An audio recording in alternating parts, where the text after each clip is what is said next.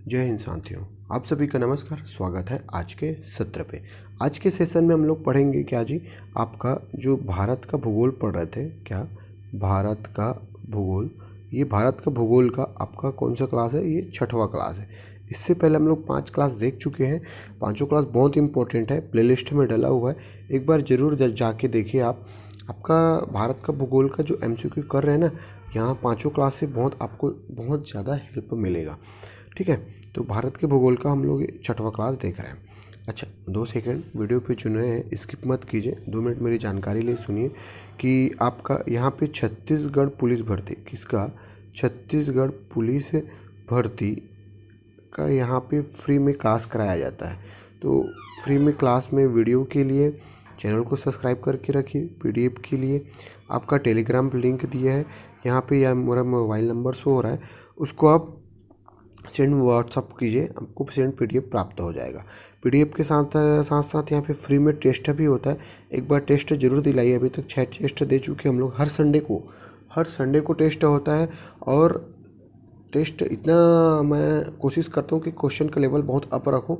ज़रूर एक बार टेस्ट, जो वीडियो अभी भी प्लेलिस्ट पे डला हुआ है फ्री टेस्ट के नाम से, है ना, तो एक बार ज़रूर जाके देखिए और दिला के देखिए। और साथ ही साथ हर हफ्ते में पहले सोमवार को आपका करेंट अफेयर होता है।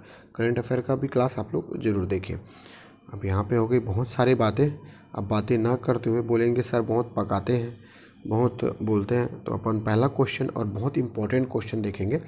आपका निम्नलिखित में से मिट्टी का कौन सा वर्ग भारत में सर्वाधिक क्षेत्र में पाया जाता है? भारत में सर्वाधिक क्षेत्र में पाया जाता है। साथ ही साथ छत्तीसगढ़ से भी रिलेटेड पढ़ेंगे ना, कि छत्तीसगढ़ में सर्वाधिक मिट्टी कौन सा पाया जाता है। जैसे भारत में सबसे ज़्यादा मिट्टी इन चारों में से कौन सा है? आपका ऑप्शन नंबर A, जलोढ़ मिट्टी। कौन सी मिट्टी पाई जाती है? जलोढ़ मिट्टी। इसी तरह से छत्तीसगढ़ में लाल पीली मिट्टी सर्वाधिक पाया जाता है। ओके, तो इसका आंसर हो जाएगा ऑप्शन नंबर A। और ये मेरा मोबाइल नंबर है, यहाँ पे सेंड आप PDF करके व्हाट्सअप कीजिए, आपको यहाँ से PDF फ्री में प्राप्त हो जाएंगे।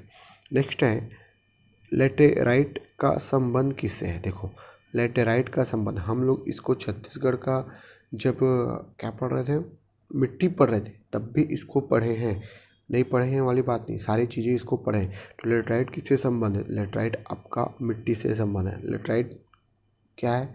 आपका जो कौन सा मिट्टी बोलते हैं उसको जी, भाटा मिट्टी, उसको लेटेराइट मिट्टी बोलते हैं।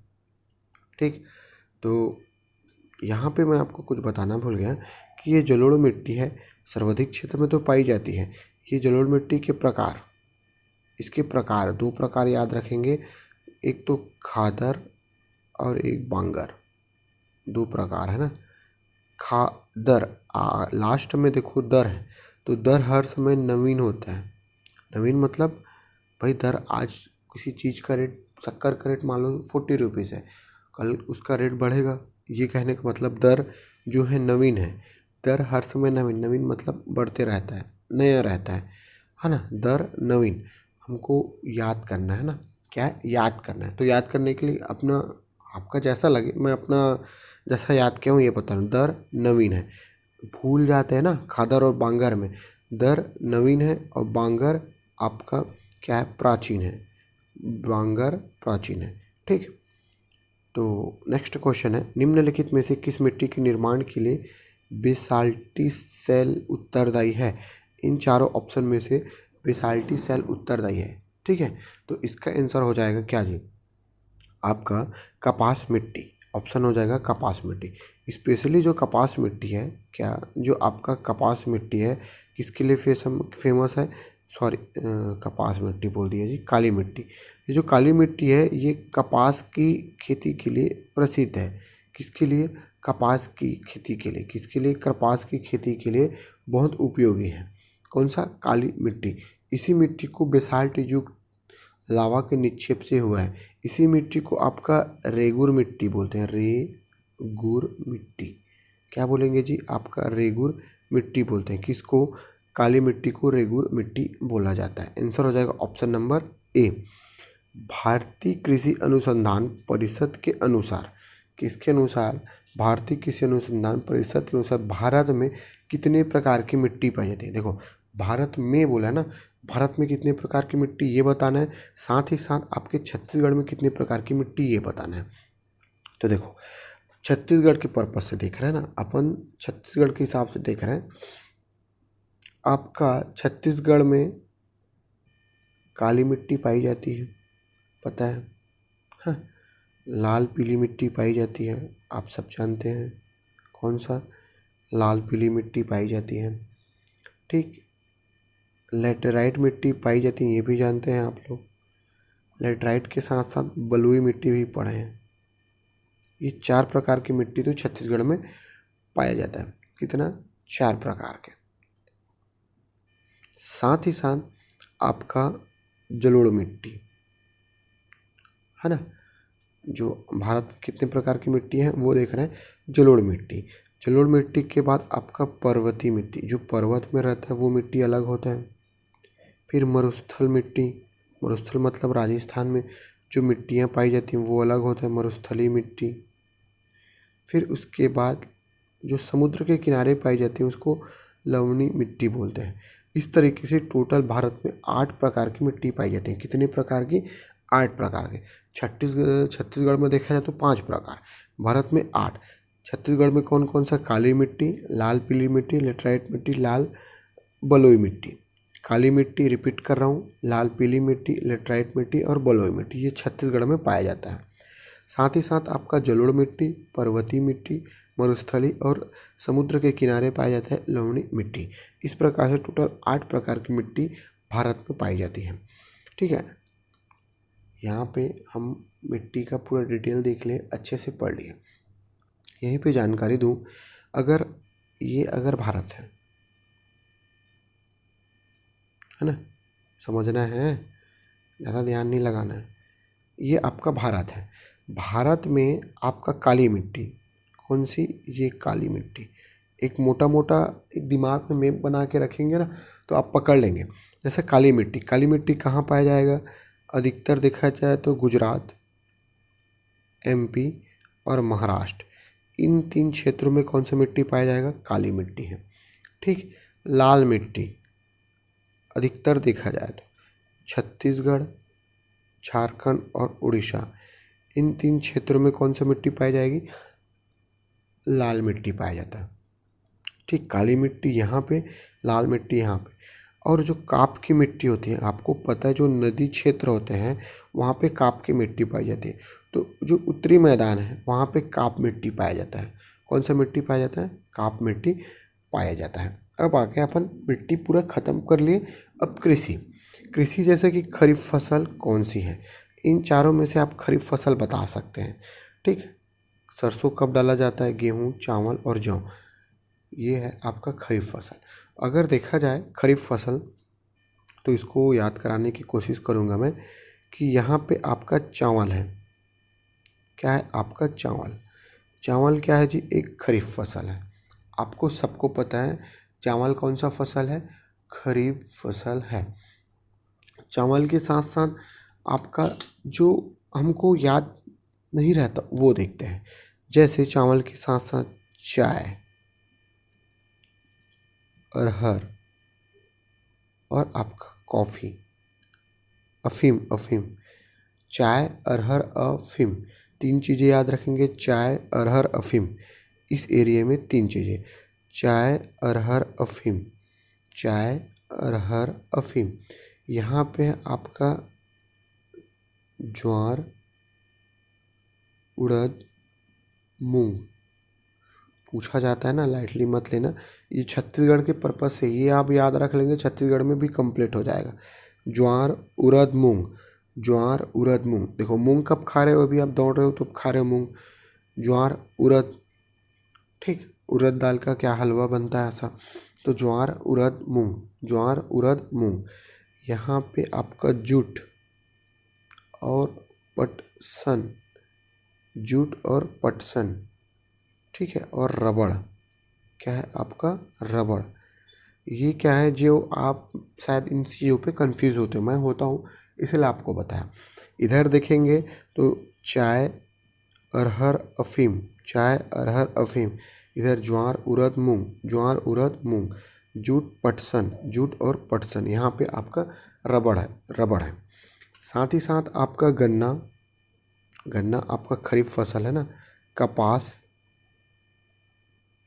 वैसे देखा जाए गन्ना और कपास को नकदी में लेते हैं, लेकिन गन्ना कपास खरीफ में होता है ना, खरीफ के समय बोया जाता है। मूंगफली, जो हम मूंगफली खाते हैं ना, मूंगफली, सोयाबीन, ये सब क्या है, आपके खरीफ के फसल हैं। तो खरीफ फसल इनमें से कौन हो जाएगा? जैसे चावल है तो आपका चावल आंसर हो जाएगा। बाकी इस चीज़ों को आप नोट डाउन कर लेना और याद कर लेना। नेक्स्ट है, भारत में पैदा की जाने वाली, क्या है, भारत में पैदा की जाने वाली निम्नलिखित में से रबी काल की फसल कौन सी है? देखो, सोयाबीन अगर जाते हैं तो सोयाबीन नहीं है ना, पहली बात। सोयाबीन कहाँ की है? चाइना की है, चाइना की फसल है। लेकिन रबी फसल जो भारत में पैदा है वो है चना। क्या है जी? आपका चना। क्वेश्चन पूछा गया है, याद करके रखिए। नेक्स्ट है आपका, निम्नलिखित में से किसे भारत की जायद की फसल के रूप में वर्गीकृत किया गया है? ठीक है, तो इनमें से किस फसल को जायद के रूप में वर्गीकृत किया गया है? इन चारों ऑप्शन में से कोई नहीं है ना, पहली बात बता दूँ। चलो यहाँ पे देखते हैं, गेहूँ क्या है? रबी फसल है। जूट अपन देखें खरीफ है। मूंगफली खरीफ है। ठीक है, आपका बाजरा क्या है? ये रबी है। ये तो चारों का डिफाइंड हो गया, लेकिन यहाँ पे आंसर दूसरा है। आंसर है आपका जो तरबूज है। कौन सा? तरबूज, खरबूज, ककड़ी, जो भी ककड़ी खा रहे ठंड के समय, गर्मी के समय जो ठंडा आइटम खाते हैं वो क्या है जी? जो गर्मी के समय बोया जाता है, क्या है? जायद फसल है। और इसी गर्मी के समय जो ठंडा आइटम है, जैसे आपका तरबूज है, खरबूज है, ये सब क्या है? जायद फसल है। इसको मैं जब PDF दूंगा तो आपको सुधार के वहाँ पे दे दूंगा। नेक्स्ट क्वेश्चन है आपके, कपास के रेशों निम्न में से प्राप्त किए जाते हैं। जो कपास हैं उनके रेशे किससे प्राप्त किए जाते हैं जी? उनका रेशा है वो आपका बीज से प्राप्त किया जाता है। किससे? उनकी बीज से प्राप्त किया जाता है। भारत में गन्ना की कृषि उदाहरण प्रस्तुत करती है। जो गन्ने की कृषि है किसका उदाहरण करती है? ये किसका उदाहरण करती है? जो रोपण कृषि होती है ना, कौन सा कृषि? रोपण कृषि होता है, उसका उदाहरण करता है। कौन सा? गन्ना। रोपण कृषि का उदाहरण करता है। नेक्स्ट है, झूम क्या है? झूम क्या है जी? अधिकतर देखा जाए तो जो पहाड़ी क्षेत्रों में झूम कृषि होता है। झूम एक कृषि है, झूम एक कृषि का प्रकार है। होता क्या है? ये एक पहाड़ी क्षेत्र है, यहाँ पे अपन कृषि किए। क्या किए? कृषि किए। अब कृषि करने के बाद क्या होता है? कृषि किए, उसके बाद उस ज़मीन को छोड़ के दूसरी जगह चला जाता है। यही क्या है? झूम कृषि। उसको जला के या उसको छोड़ के अपन दूसरी जगह चला जाते हैं, यही आपका झूम कृषि है। ठीक है, भारत में ऑपरेशन फ्लड कार्यक्रम का प्रारंभ कब हुआ? जो भारत में ऑपरेशन फ्लड का कार्यक्रम बहुत इंपॉर्टेंट है, ट्रिपल स्टार लगा के रखिए, क्वेश्चन पूछते हैं ना। ऑपरेशन, अगर मैं उस चीज़ों को बोल रहा हूँ इंपॉर्टेंट है, ट्रिपल स्टार है, तो उसको आप जोड़ दीजिए ना, क्योंकि क्वेश्चन पूछे जाते हैं, है ना। ऑपरेशन फ्लड का कार्यक्रम प्रारंभ कब हुआ? 1970 में जो ऑपरेशन फ्लड का कार्यक्रम प्रारंभ हुआ। कब? 1970 में। ठीक है, कृषि भारत की आत्मा है। क्या है? कृषि भारत की आत्मा है। किसने कहा था इसको? किसने कहा था जी? कृषि भारत की आत्मा है। जो कृषि है भारत की आत्मा है, किसने कहा था? आप बताइए, इसका आंसर क्या हो जाएगा? जवाहरलाल नेहरू, श्रीमती इंदिरा गांधी, जाकिर हुसैन या महात्मा गांधी? किसने कहा था कृषि भारत की आत्मा है? सीधी बात है, महात्मा गांधी ने कहा था कृषि भारत की आत्मा है। नेक्स्ट है आपका हरित क्रांति। जो हम लोग हरित क्रांति पढ़ते हैं ना, क्या है हरित क्रांति? किस भारतीय प्रधानमंत्री के नाम पर जोड़ा जाता है? अधिकतर देखा जाए तो जब हरित क्रांति जब चालू हुआ तो उस समय प्रधानमंत्री थी स्वर्गीय इंदिरा गांधी। कौन थी आपकी? स्वर्गीय इंदिरा गांधी। ठीक है, नेक्स्ट है, निम्नलिखित फसलों पर विचार कीजिए। खरीफ फसल बताना है, अभी बताया। देखो, कपास बताया मैं, खरीफ फसल है। मूंगफली बताया, खरीफ फसल है। सरसों बताया हूँ क्या जी? खरीफ फसल है। बताया हूँ क्या? नहीं बताया हूँ, नहीं बताया हूँ ना, सरसों को तो नाम ही नहीं लिया। मक्का बताया हूँ क्या? मक्का आपका क्या है? ये भी खरीफ फसल है। नहीं बताया हूँ, लेकिन याद रखेंगे खरीफ फसल है। तो आपका खरीफ फसल कौन कौन सा हो जाएगा? कपास हो जाएगा, मूंगफली हो जाएगा और मक्का। तो ऑप्शन बन रहा है 1 2 4। कहीं पे है क्या 1 2 4? नहीं है, लेकिन आंसर हो जाएगा 1 2 4। इसको मैं PDF में सुधार के दे दूंगा, ऑप्शन नंबर डी डाल के 1 2 4 आपका आंसर हो जाएगा। कपास, मूंगफली और मक्का, क्या क्या, कपास, मूंगफली और मक्का। ठीक है, नेक्स्ट है भारत में चाय सबसे अधिक कहाँ होती है। जो चाय की खेती है ना, सबसे अधिक कहाँ होती है? अधिकतर देखा जाए तो पहाड़ी क्षेत्र में होता है चाय की खेती। अब बोलोगे केरल भी पहाड़ी क्षेत्र है, कर्नाटक, हिमाचल प्रदेश, आपकी बात एकदम 100% सहमत हूँ, लेकिन अधिकतर देखा जाए पहाड़ी क्षेत्र में होता है। और असम इसके लिए फेमस है चाय की खेती के लिए। किसके लिए? चाय की खेती के लिए, है ना जी। चाय की खेती के लिए कौन सा फेमस है? असम है। जो काल बैसाखी, इसी को नार्वेस्टर बोलते हैं। क्या बोलते हैं आपका? नार्वेस्टर। किस लिए फेमस है? किस लिए फेमस है जी, ये बताना है आपको। क्या है आपका? काल बैसाखी, नार्वेस्टर किस लिए फेमस है? आपका आंसर इन चारों में से क्या हो जाएगा, आप बताइए। तब तक थोड़ा सा आप लोगों से मैं वार्तालाप करना चाहता हूँ। वार्तालाप कुछ नहीं है, छोटी सी बात है। वही बात है फिजिकल। फिजिकल कब कब कब? मान लो आज 15 तारीख है, मान लो कि आज 15 ही तारीख है, कौन सा? मई का, है ना। और जून को मान लो 10 तारीख को आपका क्या होता है? फिजिकल। जून को 10 तारीख का फिजिकल होता है। बचा कितना दिन? मात्र 15, कितना दिन? 20 दिन, 25 दिन। 15 इधर और 10 इधर, 25 दिन बचे हैं। ऐसा देखा जाए तो कुछ दिन नहीं बचा है। 25 दिन अगर होता है तब की बात है, लेकिन हमको इसी को लेकर चलना, हो जाए तो अच्छी बात है, नहीं हुई तो भी अच्छी बात है। इसीलिए अपने फिजिकल में 100% देना है हमको। कितना? 100%। ओके, 100% आपका तैयारी करना है। बाकी आप लोग समझदार हैं। तो काल बैसाखी या नार्वेस्टर क्या है? यह जो है क्या है जी? काल बैसाखी नार्वेस्टर देखो, ग्रीष्म ऋतु में कब? आपके गर्मी के समय, गर्मी के समय छत्तीसगढ़ में तूफान चलती है। अब वो कौन कौन से तूफान है ये देखते हैं हम लोग। ठीक, ये ग्रीष्म ऋतु में आपका गर्मी के समय क्या क्या तूफान चलता है?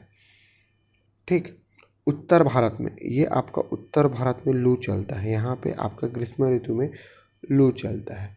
साथ ही साथ पूर्वी भारत में, ये पूर्वी भारत हो जाएगा ये, यहाँ पे आपका नार्वेस्टर, नार्वेस्टर पूरा लिख लेंगे, नार्वेस्टर चलता है।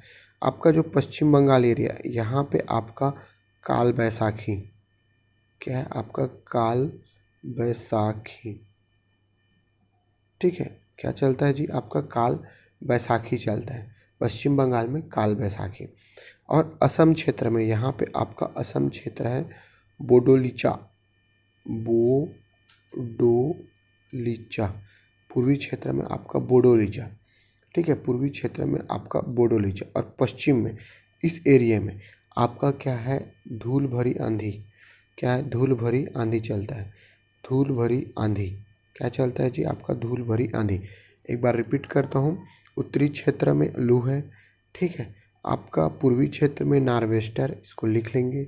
पश्चिम बंगाल एरिया में आपका काल बैसाखी, असम क्षेत्र में बोडोलिचा, और राजस्थान एरिया में आपका धूल भरी आंधी, धूल भरी आंधी। तो जो काल बैसाखी, इसी को नार्वेस्टर भी बोल सकते हैं ना, काल बैसाखी को नार्वेस्टर भी बोला जाता है। ये आपका कौन सा हवा है? गर्म हवाएं हैं, लू हैं, पश्चिम चक्रवाती पवनें हैं, या आपका डोल ड्रम है, या ग्रीष्म ऋतु के तूफान है? क्या है जी? सीधी बात है, ग्रीष्म ऋतु के तूफान है। क्या है? ग्रीष्म ऋतु के तूफान है। इन चीज़ों को याद करके रखिए। नेक्स्ट अब क्वेश्चन है कि भारत का मानसून का प्रत्यावर्तन देश के किस भाग से प्रारंभ होता है? प्रत्यावर्तन मतलब रिपीटेशन। अगर देखा जाए ये भारत है ना, ये आपका भारत है। तो भारत के जो उत्तर पश्चिम क्षेत्र है, कौन सा? उत्तर पश्चिम क्षेत्र से ऐसे भारत में क्या करता है? मानसून प्रवेश करता है। ठीक, इस क्षेत्रों से आपका क्या करते हैं? मानसून प्रवेश करता है। और इन्हीं क्षेत्रों से भारत के जो उत्तरी क्षेत्र है वहाँ पे क्या करता है? वर्षा करता है। तो याद रखेंगे, जो रिपीटेशन से याद रखेंगे ना, इंग्लिश में नाम प्रत्यावर्तन मत, रिपीटेशन से आप याद रखेंगे। जो रिपीटेशन है भारत में किससे होता है? उत्तर पश्चिम क्षेत्र से होता है। किससे होता है? उत्तर पश्चिम क्षेत्र से भारत में होता है। किससे होता है? उत्तर पश्चिम क्षेत्र से भारत में होता है। अधिकतर देखा जाए तो भारत में जो उष्णकटिबंधीय चक्रवात है कहाँ से प्रारंभ होंगे? ये आपका कौन सा क्षेत्र है? बंगाल का क्षेत्र है, बंगाल की खाड़ी।